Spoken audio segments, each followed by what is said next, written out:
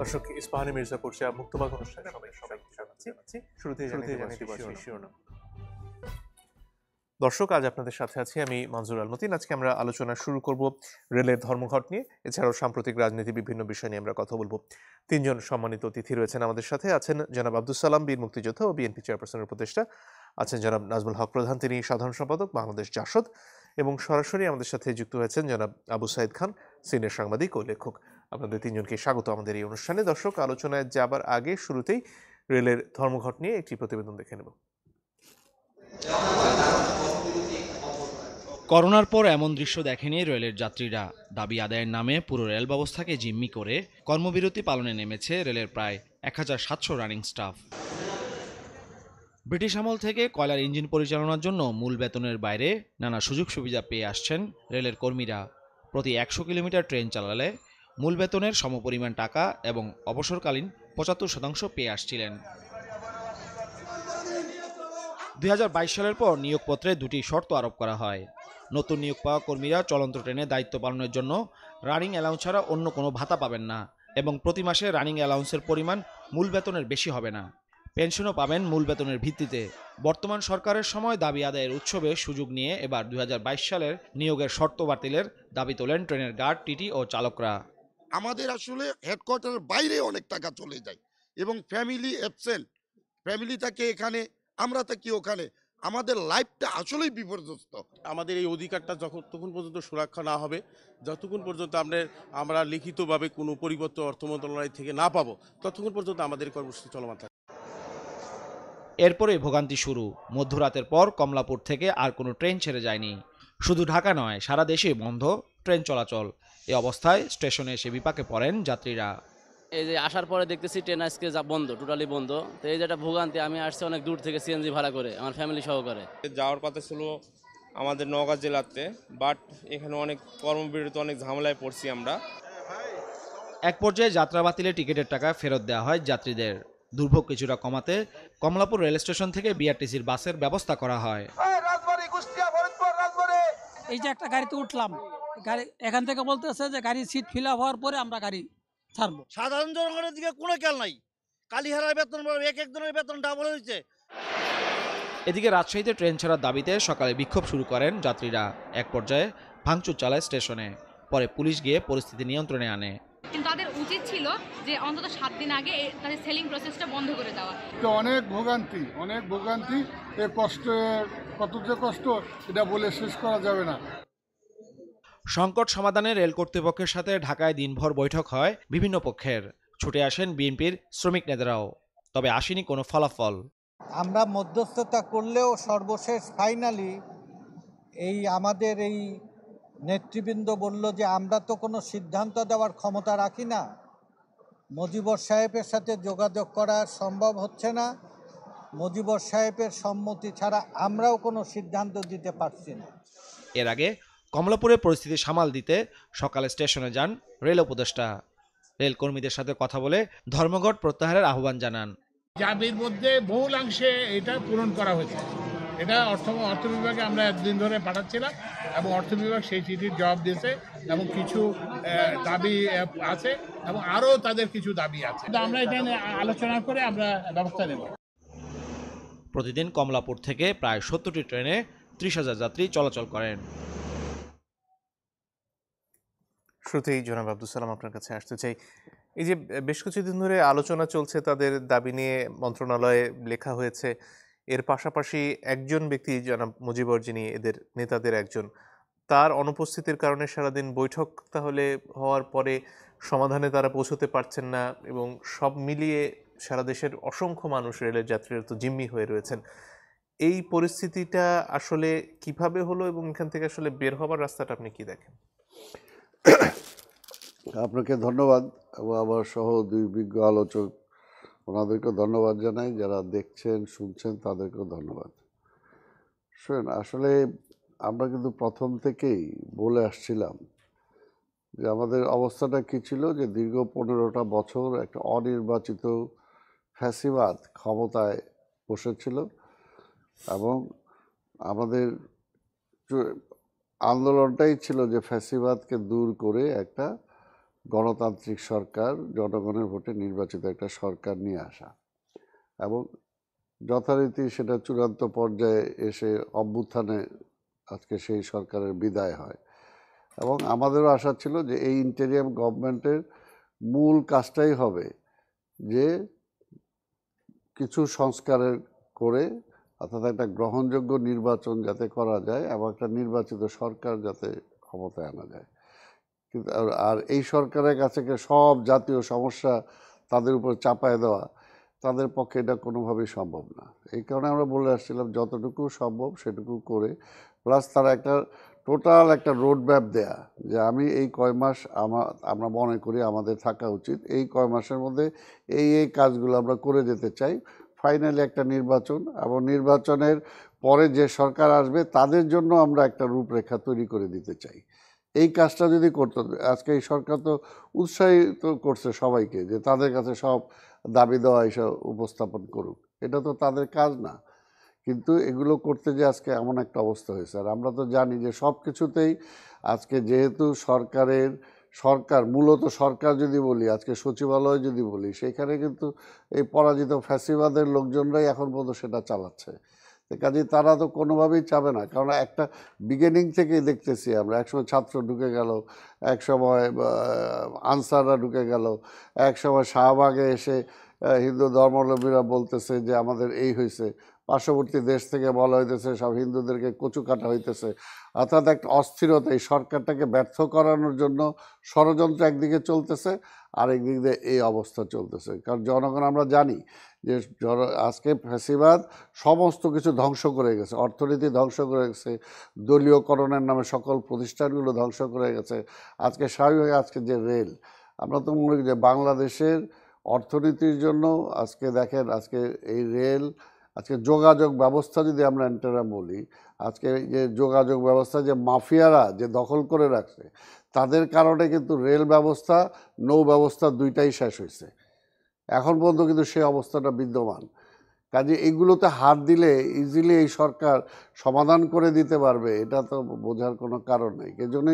এই জন্যই বলবো যে সব ব্যাপারেই আমরা যেটা বারবার বলে আসছিলাম যে এটা আমাদের সরকার, কাজেই যে কোনো বিষয়ে রাজনৈতিক দলগুলো আন্দোলনকারী শক্তির সাথে প্রতিনিয়ত বসে তাদের সেই রোডম্যাপ অনুযায়ী তাদের কাজ করা, কিন্তু সরকার তো সেই দিকে হাঁটতেছে না, কথাও শুনতেছে না। মনে হয় সারা দেশের সকল প্রবলেম সলভ করে তারপরে তারা যাবে, এমন একটা অবস্থা যে শেখ হাসিনা যেরকম উন্নয়ন আর গণতন্ত্রকে মুখোমুখি দাঁড় করায় দিছিল, এরাও আজকে সংস্কার আর নির্বাচনকে মুখামুখি দাঁড় করায় দিতেছে। এমন অবস্থা যে রাজনৈতিক দলরা বোধহয় বা বিএনপি বোধহয় সংস্কার চায় না, অথচ যে কথাটা অ্যাবসলিউটলি রং। বিএনপি বরঞ্চ সবচেয়ে আগে সংস্কার চাইছে। আমরা যখন ফ্যাসিবাদ ক্ষমতায় তখনই আমরা সংস্কারের কথা বলছি। 31 দফায় একটা পুরো সংস্কারের জন্য একটা টোটাল মানে দাবি। কাজেই এই অবস্থাটার জন্য আমরা বলবো যে আজকে যেমনি হোল মানে ম্যানেজমেন্ট নাই, ব্যবস্থাপনা নাই। আজকে ব্যবস্থাপনা যদি থাকতো তাহলে আজকের এই অবস্থা হতো না। যে সরকার এইরকম একটা পরিবর্তনের পরে 100 মাইল স্পিডে রান করার কথা ছিল, সেই জায়গায় তারা 5 মাইল স্পিডও রান করতে পারতেছে না, এবং সংকট একটার পর একটা ঘনীভূতই হচ্ছে। তারা পারতেছে না, দৌড় দিতেছে রাজনৈতিক দলগুলো, তাদেরকে করতে দিচ্ছে না। রাজনৈতিক দল তো কোনো আন্দোলন করছে না, রাজনৈতিক দল তো কোনো প্রতিবন্ধকতা সৃষ্টি করে নাই। তো কাজেই তারা এটার জন্য বলবো যে এখন এর জন্যই সময় 6 মাস চলে গেছে, এখন আর হেলায় ফেলায় সময় নষ্ট না করে এখনও সময় আছে, যত দ্রুত সম্ভব একটা গ্রহণযোগ্য অংশগ্রহণমূলক একটা নির্বাচনের ব্যবস্থা করে এই সরকারের সার্থকতা হবে তখনই যে একটা নির্বাচিত সরকারের কাছে ক্ষমতাটা হস্তান্তর করা। এটাই হলো তা। এই সরকার যদি ওইদিকে হাঁটে এই সমস্ত প্রবলেমগুলোও কমে আসবে। ধন্যবাদ জনাব নাজমুল হক প্রধান।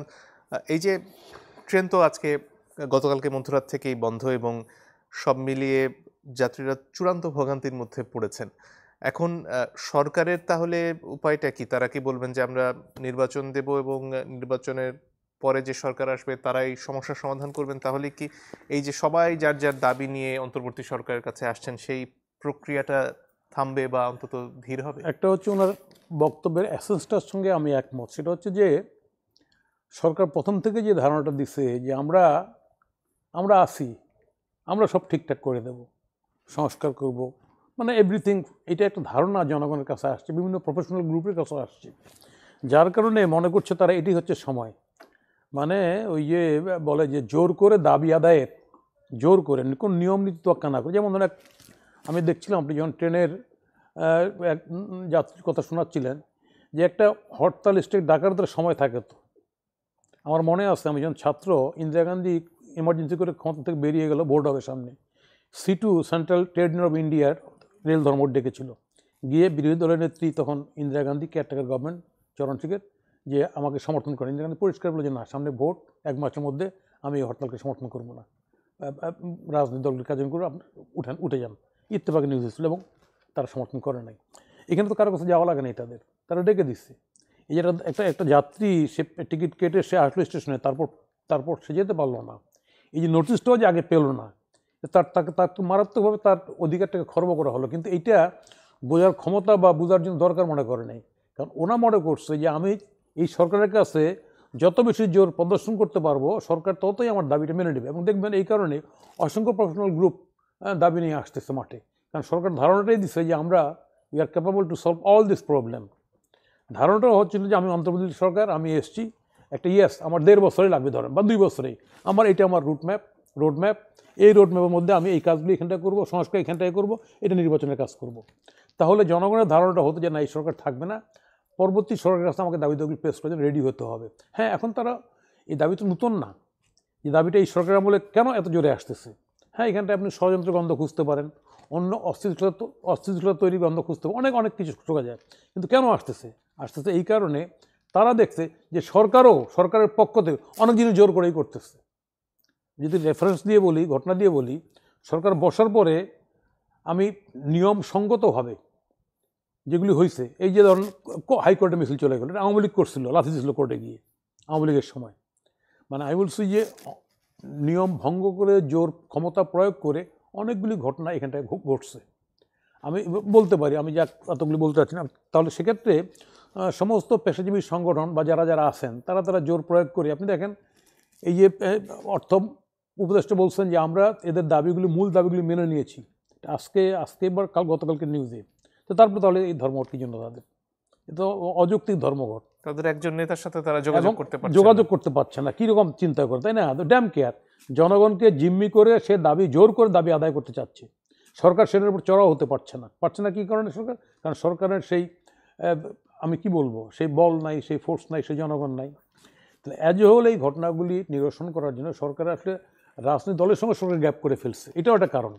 কারণ জানে যে এই সরকারটার সঙ্গে রাজনৈতিক দলের সম্পর্কটা ভালো নাই, কারণ সরকারের পক্ষ থেকে রাজনৈতিক দলগুলিকে ব্লেম করা হয়েছে। ফলে এই সমস্ত গোষ্ঠীগুলি আরও সংঘবদ্ধ হয়ে জোর করে প্রয়োজনে গলা টিপে ধরে হলে দাবি আদায় করতে চাচ্ছে। এবং এটার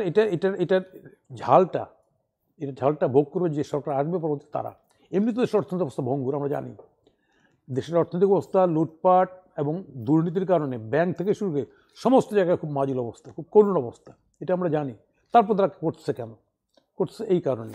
এখন যেটা দরকার সেটা হচ্ছে সামগ্রিক বিষয়গুলো সরকারের এগেইন আমি বলবো ভেবেচিন্তে সামগ্রিকভাবে তার নির্বাচনের রোডম্যাপ রেডি করে তার বলা উচিত, yes I am interim government, আমি পার্মানেন্ট গভর্নমেন্ট না, আমি অন্তর্বর্তী সরকার, আমার ট্রাস্ট হচ্ছে কিছু সংস্কার করে বিচারাচার করে ভোটের দিকে চলে যাওয়া। জনাব আবু সাইদ খান, আপনার কাছে আসতে চাই। ধরুন এখন যদি সরকারের তরফ থেকে নির্বাচনের রোডম্যাপ দেয়া হয়, তাতে কি এই রেলের যারা ধর্মঘটে রয়েছেন তারা এটা মেনে নেবেন যে খুব শিগগিরই একটা নির্দিষ্ট সময়ের মধ্যে নির্বাচিত সরকার আসছে, তাদের কাছে আমরা দাবি উপস্থাপন করব এবং এই যে দাবি আদায়ের জন্য ধর্মঘট বা অন্যভাবে চাপ দেওয়ার যে হিড়িকটা তৈরি হয়েছে সেটা কমে আসবে? না, সেটা কমবে না। তবে সরকারকে তো একটা উদ্যোগ নিতে হবে, কেন সরকার তো সব সমস্যার সমাধান করতে পারবে না। তাহলে তাকে স্পষ্ট করে বলা দেওয়া দরকার যে আমরা তত্ত্বাবধায়ক সরকার না, অন্তর্বর্তী সরকার, আমরা কিছু জিনিস তত্ত্বাবধান করব, এর বাইরে আমাদের পক্ষে কিছু করা সম্ভব না। কেন দেশ পরিচালনা করবে রাজনৈতিক দল, রাজনৈতিক নেতৃত্ব এসে সব সমস্যা দেখবে। তো সমস্যা এবং তাদের দাবিদার ভিতর যৌক্তিকতা আছে, কিন্তু সেটাতে এতদিন হয় নাই। এবং আগামীতে এই গভর্নমেন্ট যদি একের পর এক মানে বিভিন্ন শ্রেণী পেশার অসংখ্য দাবি দেওয়া আছে, তো যখন একটা দাবি মানবে আর একটা পেশার যেটা সে নাজমুল হক প্রধান যথার্থ বলেছে, আর এক পেশার লোক নেমে যাবে। তো সরকার এখানে ব্যতিব্যস্ত হয়ে পড়বে, তার আসল যে কাজটা সেটা করতে পারবে না। আমার মনে হয় যে এখানে ডক্টর মোহাম্মদ ইউনূসের সুস্পষ্ট ভাবে জাতির কাছে আহ্বান করা উচিত যে দাবি দেওয়া, এইসব দাবি দেওয়া এটা পলিটিক্যাল পার্টি করবে, এর অবসান রাজনৈতিক ভাবে হবে। আমার কাজ এইটুকু, সেটা বলা যে এতটুকু সংস্কার করব, নির্বাচনে যাব, এই কাজগুলোকে করা, বরং সেখানে তাকে কিছু কাজ তাকে তো করতে হবে, সেটা হচ্ছে সামগ্রিক কাজটা, সেই দিকে কিন্তু নজর দিচ্ছে না এবং সেখানে কোনো সাফল্য নেই। যেমন ধরুন আইন শৃঙ্খলা পরিস্থিতির উন্নয়ন, এটা তো খুবই জরুরি বিষয়, কিন্তু এদিকে কিন্তু আমরা কোনো উন্নতি দেখছি না, বরং দেখছি আইন শৃঙ্খলা পরিস্থিতি অবনতি ঘটছে। ছিনতাই, রাহাজানি, ডাকাতি সবকিছুই বেড়ে গেছে, সবকিছুই। এবং আর একটা বিষয় হচ্ছে জনগণের যে দ্রব্যমূল্য ক্রয় ক্ষমতার মধ্যে আনা। আমার কাছে এই যৌক্তিক কাজগুলো ছাড়া বাকি শ্রেণী পেশার দাবি দেওয়া, বিশ্ববিদ্যালয় করা, তো এগুলা এই সরকারের পক্ষে এই ধরনের প্রতিশ্রুতি দেওয়া সম্ভব না। আর একটা হলো দেশের এই ভঙ্গুর অর্থনীতিতে এখানে তো ছাত্ররা দাবি করবেন, যেমন এবার যেটা আমি দেখলাম শিক্ষামন্ত্রী বলছে উনি জানেন না যে ঢাকা বিশ্ববিদ্যালয় যে তাদের অধিভুক্তির বিষয়টা বাতিল করেছে, এটা উনি জানেন না। তো এই যে অসঙ্গতি এবং এই যে মানে সরকারের সঙ্গে তো বিশ্ববিদ্যালয় কর্তৃপক্ষের যে দূরত্ব, এগুলো খুবই দুর্ভাগ্যজনক। এবং এখন কথা হচ্ছে ছেলেরা চাইলো বিশ্ববিদ্যালয় করবে, তিতুমির কলেজ তারা সাইনবোর্ড টানিয়ে দিয়েছে, শুনেছি যে সাইনবোর্ড টানিয়ে দিয়েছে তারা বিশ্ববিদ্যালয়, আর 7 সংগঠন আর একটা বিশ্ববিদ্যালয় যাচ্ছে। তো এইটা কি আমাদের অর্থনীতি কি এইটাকে অ্যালাউ করে? আমাদের পক্ষে কি এটা সম্ভব যে একের পর এক বিশ্ববিদ্যালয় গড়ে উঠবে? বরং যেখানে গুরুত্ব দেওয়া উচিত সেইগুলোকে করা দরকার, যেগুলো ন্যূনতম যেসব দাবি দেওয়া সেগুলো তারা করতে পারে। শৃঙ্খলা আনা, শৃঙ্খলা ফিরিয়ে আনা, এটা হচ্ছে তাদের কাজ। অর্থাৎ সামাজিক শৃঙ্খলা, পুলিশটাকে দাঁড় করানো, অ্যাডমিনিস্ট্রেশনের ভিতর যে সব মানে এই অস্থিরতা আছে এগুলোকে দূর করা, এই সব কিছু কিছু জায়গাকে তাদেরকে চিহ্নিত করতে হবে এবং সেটা রাজনৈতিক দলের সঙ্গে ঐক্যমত্যের ভিত্তিতে এটা করতে হবে। এবং আমার কাছে যেটা মনে হচ্ছে যে রাজনৈতিক দলের সঙ্গে সরকারের একটা দূরত্ব কিন্তু দেখছি, এবং তাদের সঙ্গে যে ইন্টারাকশন হওয়া দরকার, আলাপ আলোচনা হওয়া দরকার, সেটাও হচ্ছে না। এর মানে যে রাজনৈতিক দলগুলো যে সরকারকে কোঅপারেট করতে চায় না এমন না, কিংবা এও না যে সরকার রাজনৈতিক দলের সাথে আলাপ করতে চায় না, কিন্তু বাস্তবে হচ্ছে সেই আলোচনার যে প্রক্রিয়া সেখানে ঘাটতি রয়েছে এবং পারস্পরিক যোগাযোগটা হচ্ছে না। এই প্রসঙ্গে ফেরত আসবো, দর্শক একটু পরে ফিরছি, আশা করি সাথে থাকবেন।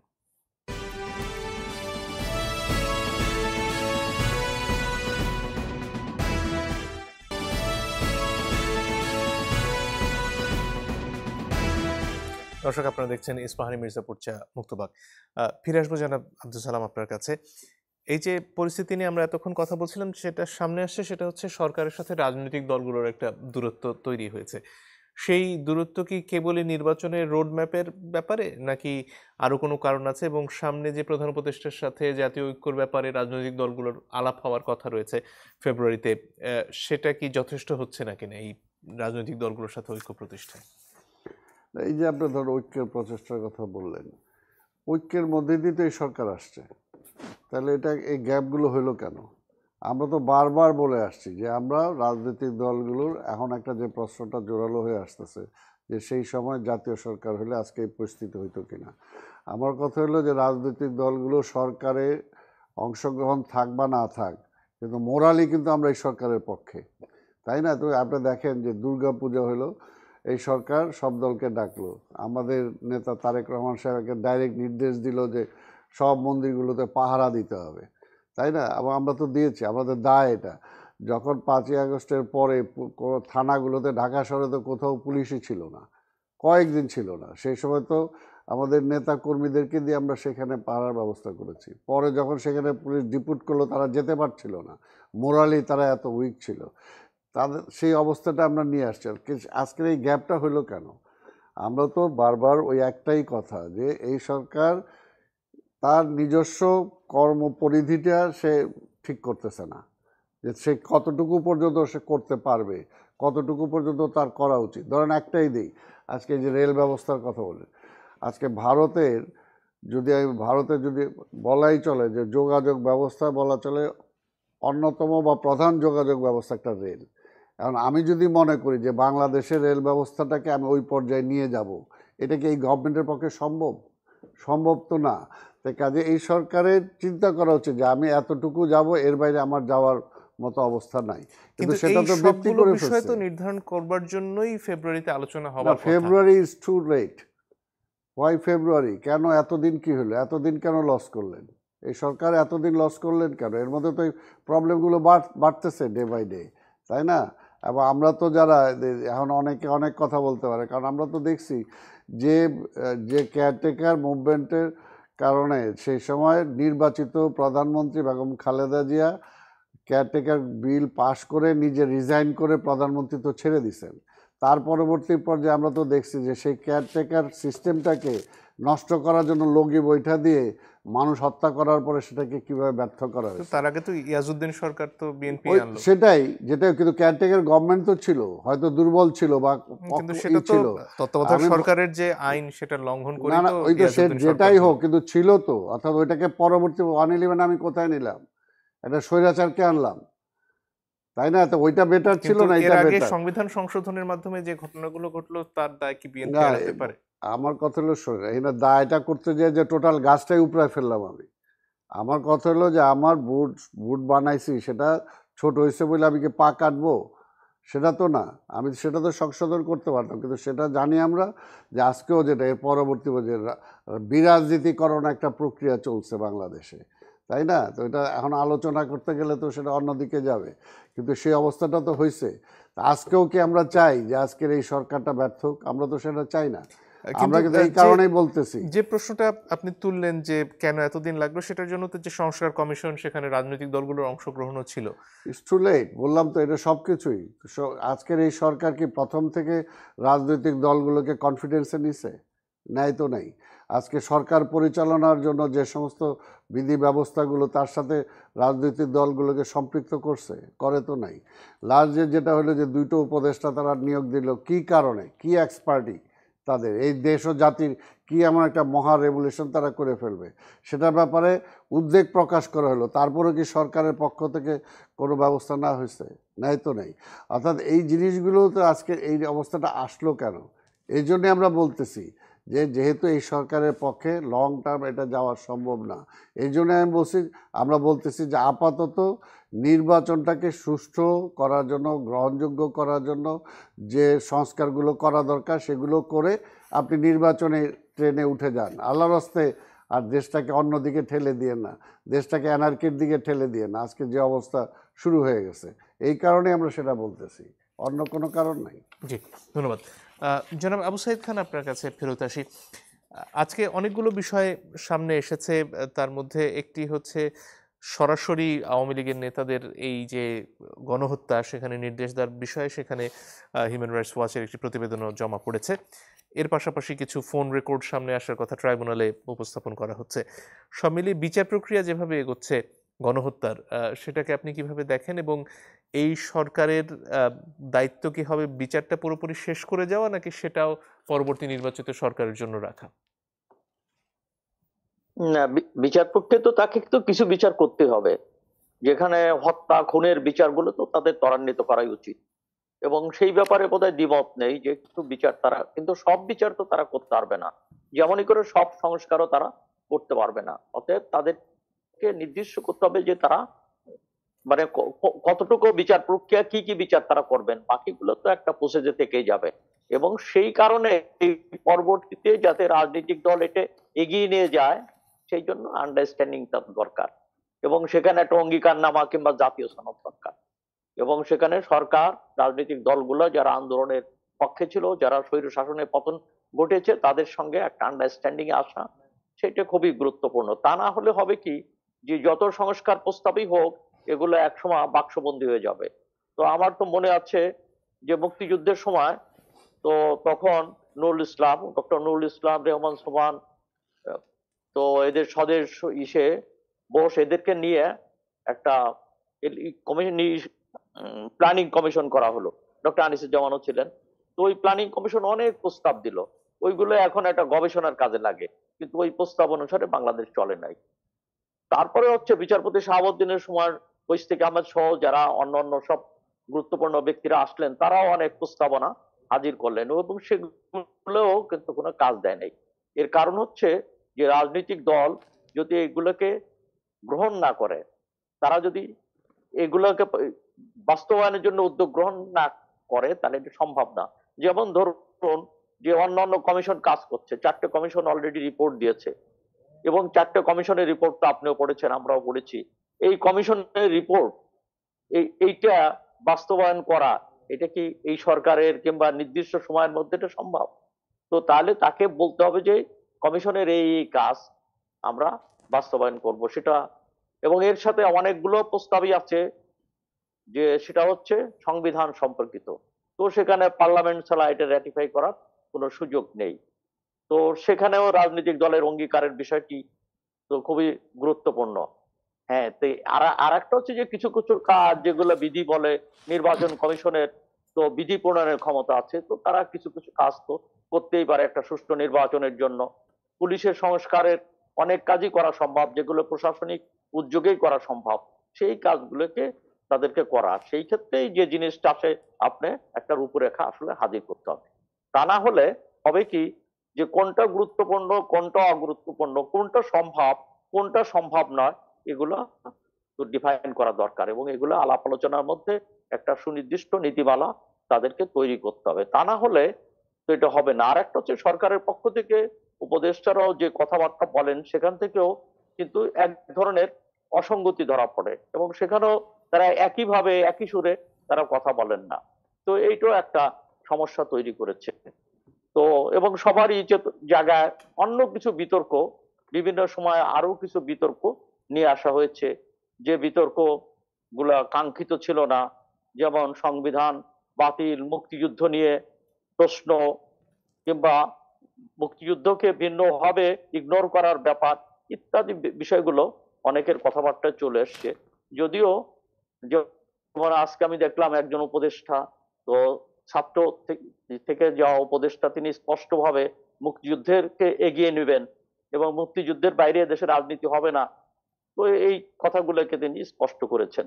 তো আমার কাছে মনে হচ্ছে যে কিছু অহেতুক অপ্রয়োজনীয় বিতর্কে সুযোগ করে দেওয়া হয়েছে, এটা দরকার ছিল না। বরং আমরা এইটা না করে সেখানে একটা আন্ডারস্ট্যান্ডিং আনা, তো তাহলে সেই আন্ডারস্ট্যান্ডিং এর জায়গাটা গ্যাপটা আমি দেখছি। জি, তাহলে আপনি বলছেন যে সরকার যদি সুনির্দিষ্ট করে বলে দেয় যে এই কাজগুলো আমরা করব এবং এর বাইরে আমরা কোনো কিছু করব না, তাহলে এই যে নানামুখী দাবি আদায়ের হিড়িক, তাতে একটা ভাটা পড়তে পারে। না, সরকার বলে দেয় মানে কি, সরকারকে তো এককভাবে বললেও তো সমস্যা তৈরি হবে।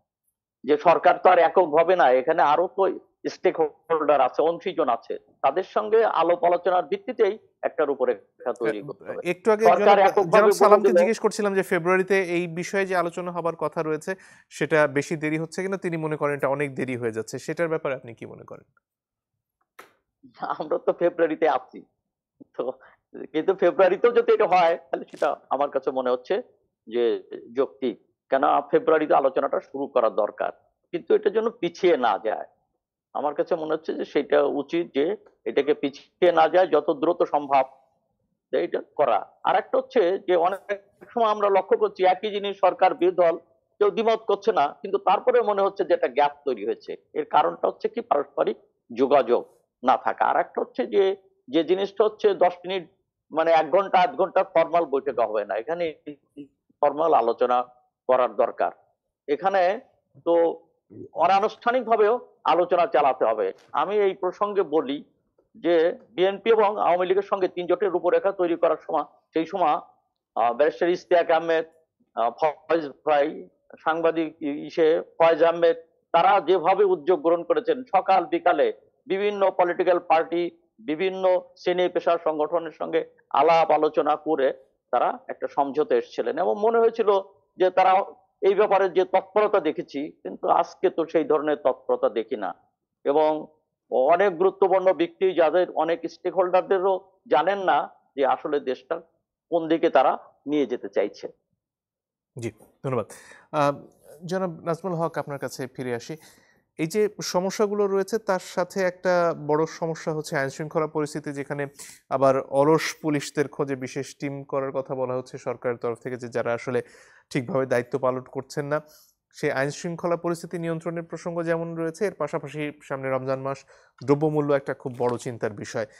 এই বিষয়গুলোকে সামনে রেখে আসলে আশু পদক্ষেপ আসলে কতটুকু নিতে পারে এবং সরকার, এবং সেখানে রাজনৈতিক দলগুলোকে সাথে নেওয়ার যে কথা আমরা এতক্ষণ বলছিলাম, সেটাও আসলে কিভাবে এগিয়ে নেওয়া যায়? একটা বিষয় হচ্ছে যে প্রথম হচ্ছে সরকারের দৃষ্টিভঙ্গিটাই এখানটা প্রপারলি প্রেজেন্টেড হয়নি পাবলিকের কাছে অ্যাজ এ হোল। শুরুর থেকেই সরকারের উপদেষ্টার সঙ্গে ভিন্ন ভিন্ন কথা বলেছে, সরকারের মেয়াদকাল নিয়ে, নির্বাচন নিয়ে, রাজনৈতিক দলের সঙ্গে সম্পর্ক নিয়ে অ্যাজ এ হোল। ফলে জনগণের সামনে মেসেজটা সরকার ভালো মেসেজ যায় নাই। ফলে সরকার সম্পর্কে জনগণের আস্থা অনাস্থার জায়গাটা খুব বড় ব্যাপক হয়ে গেছে। এবং এই জায়গার থেকে আস্থা ফেরানো যে সরকার কী করতে পারে, এটা সরকারকে খুঁজে বের করতে হবে। বিশেষ করে রাজনৈতিক দলগুলির পক্ষ থেকে আমি বলি, যেমন প্রচলিত যে রাজনৈতিক দলগুলি যারা ফ্যাসিস্টের বিরুদ্ধে লড়াই ছিল বিভিন্ন ফর্মে যারা ছিল, এদের সঙ্গেও একটা গ্যাপ তৈরি হয়েছে সরকারের কথোপকথনের কারণে বা সরকারের প্রেজেন্টেশনের কারণে। এখন আপনি যেমন ধরেন যে সাইদ ভাই বলছে কিছু কথা, যে আওয়ামী লীগকে ফাইট করতে গেলে মুক্তিযুদ্ধের বিরুদ্ধে দাঁড় হয়ে গেছে। আপনার সংস্কার করতে এসে এমন কতগুলো হালকা চটুল কাজ হয়েছে, এগুলো ফেসবুকে এসছে। যেমন ধরেন আপনার যদি বলি ট্রেনের টিকিট, মেট্রোর টিকিট, আমাকে জিজ্ঞেস করতে লোক, দেখেন আগে জাতীয় স্মৃতিসৌধ ছিল, পার্লামেন্ট ভবন ছিল, এখন এখানটা মেট্রোটা কি সংস্কার হলো? এটা অবশ্যই এর আগেরই সিদ্ধান্ত ছিল, আওয়ামী লীগ এর সময়কার সিদ্ধান্ত ছিল। এই যে ঘটনাগুলি এজ এ হোল হয়েছে এই গভর্নমেন্টের আমলে, নিউজও হয়তো এরকম। ফলে ন্যাচারাল পরে এটা ব্যাখ্যা করা হয়েছিল ন্যাচারাল কারণে একবারের টিকিট এবং বহুবার ব্যবহারের টিকিটের তফাৎ জনগণের কাছে মেসেজটা ভিন্ন গেছে। এখন আপনি আসেন বর্তমান সময়ে এই যে সংকটগুলি তৈরি হয়েছে, আপনি যেমন ধরেন এই যে আজকে আমি বলি 7টা কলেজ, অনার্স কলেজ, এটা ঢাকা ইউনিভার্সিটি অন্তর্ভুক্ত করছিল গত গভর্নমেন্ট, প্রতিষ্ঠা যে সরকার, তখন থেকে তাদের আপত্তি ছিল। আরফিন সিদ্দিকের তো এই গভর্নমেন্টের উচিত ছিল এটাকে প্রথমে তাহলে আগের জায়গায় ফিরিয়ে দেওয়া, আগের জায়গায় ফিরিয়ে দেওয়া, যে এগুলি ঠিক আছে, ওকে বাতিল হলো, go back to you pavilion, নিজের জায়গায় যাও, আগের জায়গায় যাও, তারপরে নতুন সিদ্ধান্ত কি হবে না হবে। কিন্তু উপদেষ্টা বললেন কি, উপদেষ্টা উনি খুব বিজ্ঞ লোক, সম্মানীয় শ্রদ্ধাভাজন লোক, উনি বললেন কি যে আমি তো জানি না কখন অধিভুক্ত বাতিল করছে। আচ্ছা জানেন না, তারপর বললেন কেন আপনি আরেকটা বিশ্ববিদ্যালয় করবেন? আপনি কেন বললেন? তাহলে এই যে অ্যাজ এ হোল সরকারের কাজের যে কোনো হারমোনিয়াস কাজ সরকার করতেছে না। সরকার যে যার মতন করে এক একটা উপদেষ্টা এক এক রকমভাবে ডিল করছেন। ফলে সংকটটা দিন দিন বাড়বে এবং পাবলিক সত্যি বিশ্বাস করে। আমি প্রতি মাসে এলাকায় যাই, যেহেতু এলাকায় ভোট করবো, যাই এলাকায় পাবলিক কয়ে ভাই সরকার আমলে ভোট হবে না, এই জিনিসটা ভোট করতে পারবে না। কেন? আমি আমার এলাকায় 2-3টা মামলা যদি করি, মামলা পরশুদিন বিএনপিরা নিজেরা যে মারামারি করে সিরিয়াস মারামারি করছে নিজেরা করে মামলা দিচ্ছে আওয়ামী লীগের নামে। আমি জানি আমার এলাকায় এই ঘটনা। তাহলে দেখেন এখানটা পুলিশ প্রশাসনকে ব্যবহার করার জন্য এবং প্রশাসনের কর্তাব্যক্তি যারা গেছেন, মজার ঘটনা হচ্ছে যে আওয়ামী লীগের এসপি, ওসি, ডিসিরা বক্তৃতা দেওয়ার কারণে সারা দেশে নিন্দিত হইলো, যেটা ওসি বলছে নৌকায় ভোট দিতে, অথবা ডিসি বলছে নৌকা ছাড়া গতি নেই। আজকে একইভাবে প্রশাসনের কর্তাব্যক্তিরা গিয়ে বলতেছেন যে আমি অমুক দলের, আমি লোক। অ্যাজ এ হোল তাহলে এই গভর্নমেন্টের পক্ষে এই প্রশাসনকে হ্যান্ডেল করা সম্ভব হবে না। ফলে আমার ধারণা এই গভর্নমেন্টের উচিত হবে যতটুকু কাজ করতে পারেন, যেমন একটা ডিপার্টমেন্টেই আমার ধারণা সাকসেসফুলি কিছু কাজ করার চেষ্টা করছে, সেটা হচ্ছে অর্থ মন্ত্রণালয়। আমার ধারণা তারা কিছু পদক্ষেপ নিয়েছে, কেন্দ্রীয় ব্যাংকেরও কিছু পদক্ষেপ ভালো পদক্ষেপ নিয়েছে। কারণ ব্যাংকটাকে তো প্রশাসন শেষ করে দিয়েছে আওয়ামী লীগ গভর্নমেন্ট, মানে এত ক্ষতি করছে। এটা সাহেব মালমোহিত সাহেব বলছিলেন যে রাজনৈতিক বিবেচনায় ব্যাংক দেওয়া হচ্ছে। উনি ওই সরকারের মন্ত্রী থাকা অবস্থা বলছেন, ওনার কথা শোনা হয়নি। রাজনৈতিক বিবেচনায় লুটপাটের সুযোগটা দিয়েছেন শেখ হাসিনা সরকার। আজকে এই গভর্নমেন্টের অ্যাটিটিউডটা ঠিক না হওয়ার কারণে আমি বলছি ডিবেটটা যেটাকে হওয়া উচিত গণতন্ত্র বনাম স্বৈরতন্ত্রের বিতর্কটা যেটাকে হওয়া উচিত, সেই জায়গায় এই সরকারের ভুল পদক্ষেপের কারণে আবার ডিবেটটা ওই জায়গায় মুক্তিযুদ্ধ অমুক্তিযুদ্ধের জায়গায় চলে আসতেছে। যার কারণে আজকে সরকারের পক্ষ থেকে উপদেষ্টা ক্লিয়ার করতে হয়েছে যে আমরা এটার বিপক্ষে না। কারণ মানুষ তো বুঝে কাজ দিয়ে, আপনার বক্তব্য দিয়ে না, আপনার অ্যাটিটিউড দিয়ে। ফলে এই সরকারের অ্যাজ এ হোল যেহেতু ভিন্ন ধরনের লোক আছে, ইভেন কি আমাদের শ্রদ্ধাভাজন ইউনুস সাহেব হোল ওয়ার্ল্ডে উনি এক নন লোক, যে স্ট্রং পার্সোনালিটি লোক, একটা বিশেষ করে আপনার অর্থনীতির ক্ষেত্রে বা সমাজে অবদান রাখার ক্ষেত্রে, ওনারও সামগ্রিক কথাবার্তা জনগণের কাছে ওই আশ্বস্ত করতে পারে নাই যে এই গভর্নমেন্টটা আসলে এই যে সামগ্রিক যে আন্দোলন ধারণ করে এটা ন্যাশনালটাকে রাইট ডিরেকশনে প্লেস করার যে কাজটা উনি করবেন, এটাও দিতে পারেন নাই।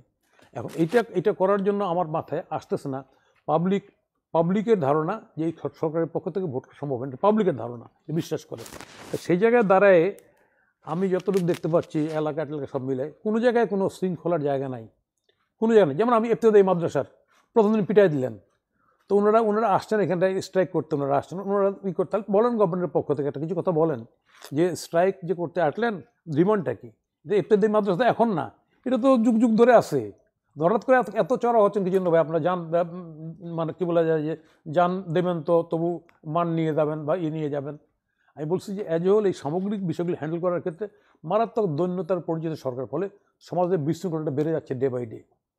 এই জায়গায় দাঁড়ায় আসলে সরকার মানে কীভাবে এগুলিকে হ্যান্ডেল করবে, এটা আমি অ্যাজ এ পলিটিক্যাল কর্মী হিসাবে আমি বলতে চাই সরকার উচিত রাজনৈতিক দলগুলির সঙ্গে সম্পর্ক রেখেই কাজগুলি করা, এবং সরকারের যে সমস্ত লোকগুলি রাজনৈতিক দলকে কন্টেস্ট করতে যাচ্ছে they should throw out from the government. যদি করে সরকার তাহলে দেখাতে পারবে যে না আমি আমার কাজটা করতে চাই, নাহলে সরকার লেদকবরা করে ফেলবে, সব কিছুই করতে পারবে না, কিছুই করতে পারবে না, এটা আমার কাছে মনে হচ্ছে। এখন আমি নিজে আশাবাদী ছিলাম, আমি বলছিলাম যখন দেখা করতে গেলাম বলছিলাম যে আমরা মুক্তিযুদ্ধের অর্জনের পরে, বিজয় অর্জনের পরে আমরা চাহিদা আমাদের মানে আকাঙ্ক্ষিত সংস্কার করতে পারিনি, যার কারণে মুক্তিযুদ্ধের আকাঙ্ক্ষাটা সেভাবে বাস্তবায়ন হয় নাই। 90-তে একটা আন্দোলন করছিলাম আমরা, 90-এর আন্দোলনের পরে অনেক বিষয়ে আমরা ঐক্যমত হয়েছিল পলিটিক্যাল পার্টিস, 3টা জোট, কিন্তু বিজয়ের পরে ক্ষমতা আসার পরে আমরা সে রক্ষা করতে পারিনি। এইবার যেন রক্ষা হয়, 3বার বা রক্ষা হয়, কিন্তু এবারও তো দেখি লেদে কবরে হয়ে গেল। তাহলে অ্যাজ হোল এই ন্যাশনটার, এই জাতিটা, এটা যাবে কোথায়? আজকে আপনি চিন্তা করেন, একটা ছোট্ট জিনিস দেখেন, এই সরকারের আমলে কি একটা সোভারেন্টি হইল। একটা আপনি গ্রাফিতির থেকে বা টেক্সট বুক থেকে আপনি আদিবাসী বলবেন না, বাদ দিয়েছেন, ঠিক আছে মুসলিম, পরের দিন ওরা প্রতিবাদ করতে পিটাই দেওয়া হলেন বা পিটাই দিল। এই যে ঘটনাগুলি, তাহলে এখানটায় যে মারামারি করবে, জোর জবরদস্তি করবে, তারই রাইট কায়েম হবে, এবং সেই জোর জবরদস্তি করার কারণে আজকে এই সমস্ত প্রফেশনাল গ্রুপগুলি ওই জোর নিয়ে আসতেছে, আমারটা করতেই হবে। তাহলে রাষ্ট্র আর থাকার জায়গায় থাকে না। জি, ধন্যবাদ। জনাব সালাম, যদি আর কিছু যোগ করার থাকে। না, এটাই আসলে যেটা আপনি বললেন না যে সময়টা তো চলে যাচ্ছে, কাজে এর জন্যই আমরা বলতেছি যে এই সময় সরকার আরও একটু তার মানে কাজ কি করা উচিত এটাকে একটা সংকুচিত করে একটা পজিটিভ আকারে তাকে যাওয়া উচিত, যে ফাইনালি যেটা তার মূল দায়িত্বটা যেটা বিগিনিংয়ে আমি বলছি যে মূল দায়িত্বটাই তার, যে একটা ফ্যাসিস্ট সরকার ছিল, আমার ভোটিং অধিকার ছিল না, আমার রাইট ছিল না সরকার ঠিক করার, ওই রাইটটাকে এস্টাবলিশ করা, ওই দিকে তার যাওয়া। আর এই টাইমের মধ্যে এই যে 6টা মাস এই তার ক্যানভাসটা বড় না করে সে বুদ্ধিভিত্তিক আরও অনেক কিছু কাজ করতে পারত, এবং এই সরকারের মধ্যে আরও মেধাবী বা আরও বিভিন্ন লাইনে যারা এই এক্সপার্ট লোকগুলোকে তারা নিতে পারত। এবং আরেকটা হলো যে পরাজিত ফ্যাসিবাদ যার কাদের উপরে ভর করে উনি এখনও চলতে চাচ্ছে, এগুলোকে আরও সরাইতে পারত।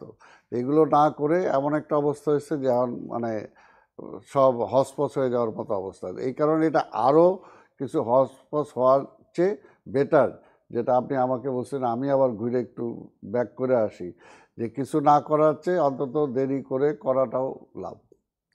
কাজেই যা সময় চলে গেছে, এখন ইমিডিয়েটলি বসে পলিটিক্যাল পার্টি আন্দোলনের যে শক্তি যারা ছিল, ছাত্রসহ যারা, সবাইকে নিয়ে বসে একসাথে যে এখন কীভাবে আর যাতে আমার সময় না যায় এবং আর যাতে ক্ষতি না হয়, দেশটা যাতে আরও দেউলিয়া না হয়, সেটার জন্য ইমিডিয়েট টাস্ক তাকে ঠিক করা দরকার। ইমিডিয়েট টাস্কটা ইমিডিয়েট ঠিক করা দরকার, করে এটা জাতির সামনে পরিষ্কার করা দরকার, এবং যাতে এই সমস্ত গ্রুপগুলোকে বেশি আশাবাদী করা দরকার নেই যে আসো আমি সব সমাধান করে দেব, যেটা তার পক্ষে সম্ভব না। প্রথম এই ইনফরমেশনটা ওনাকে অবশ্যই দেওয়া দরকার। আর যতগুলো পাল্টা যে আশঙ্কাটা থাকে সেটা হচ্ছে এই সরকার ধরুন বলে দিল যে এই কাজের বাইরে আমরা যাব না এবং বাকিটা রাজনৈতিক সরকার করবে, তখন যদি এই আন্দোলন যারা করছেন বিভিন্ন ক্ষেত্রে তারা মনে করেন যে না, যেভাবেই হোক এই সরকারের কাছ থেকে এই সময়ের মধ্যে তাদের দাবিটা আদায় করতে হবে, রাজনৈতিক সরকার হয়তো তাদের দাবি মেনে নেবে না, এটা তো আমাদের 6 মাসের অভিজ্ঞতা কি বলে, তারা তো পারছে না। যেটা বললো যে ধরেন ঢাকা শহরে ট্রাফিক জ্যাম, কি কারণে ট্রাফিক জ্যাম? সরকার একটা উদ্যোগ নেওয়ার পরও সরকার ব্যাক করছে, পারে নাই। অর্থাৎ সরকার তো পারছে না, যদি পারতো তাহলে তো প্রশ্নগুলো আসতো না। সরকার যদি পারতো তাহলে তো প্রশ্নগুলো আসতো না। কাজে এটা আমরা মনে করি যে আর টাইম ওয়েস্ট করা দরকার নেই। এই কারণেই কথা বলি, কারণ সরকার ইমিডিয়েট যেটা করা উচিত ছিল যে ধরেন ব্যাংক লুটেরা তাদেরকে ধরা উচিত ছিল, কালো টাকার মালিক তাদেরকে ধরা উচিত ছিল, গণহত্যায় সরাসরি যারা জড়িত তারা কিভাবে সীমান্ত অতিক্রম করে পার হয়ে গেল। আজকে আমার বিদ্যুৎ সেক্টরে হাজার হাজার কোটি টাকা যে লোপাট করে নিয়ে গেল, কোন কোম্পানিটাকে এই পর্যন্ত ধরা হয়েছে? একটাও তো ধরে নাই। এবং মানে যেগুলো বললাম যে গণহত্যা জড়িত ছিল, একটারও তো বিচার কিছুই আগায় নেই, কিছুই আগায় নেই। এতদিনে তো অন্তত বিচারের রায়ের কাছাকাছি যাওয়া উচিত ছিল। 6 মাস একেবারে কম সময় না, যতই আপনি নেন না কেন। এর জন্যই বললাম যে আজকের এইগুলো করা উচিত ছিল। অর্থনৈতিক সেক্টরে আরও অনেক কিছু করতে পারতো, যতটুকুই করছে, তাই না? আজকে দেখেন রেমিটেন্স যোদ্ধাদের আমরা কথা বলি, আজকে মিডিল ইস্ট বা বিভিন্ন জায়গায় যাইতে আমার ঢাকা থেকে একটা বিমানের টিকিট যত টাকা লাগে, ওই ভারতের যে কোনো শহর থেকে যাইতে তার অর্ধেক টাকা লাগে, তাই না? এই যে এই বিষয়গুলো তো এখন পর্যন্ত সরকার কোনো দিকে দৃষ্টিই দেয় নাই। এই বিষয়গুলো এর জন্যই আমরা বলতেছি যে এখনও সময় আছে। কারণ বারবার একটা কথাই বলি, এই সরকারকে আমরা ব্যর্থ হতে দিতে পারি না, চাই না। কারণ ব্যর্থ হলে আরেকটা অন্ধকারে আমাকে যেতে হবে।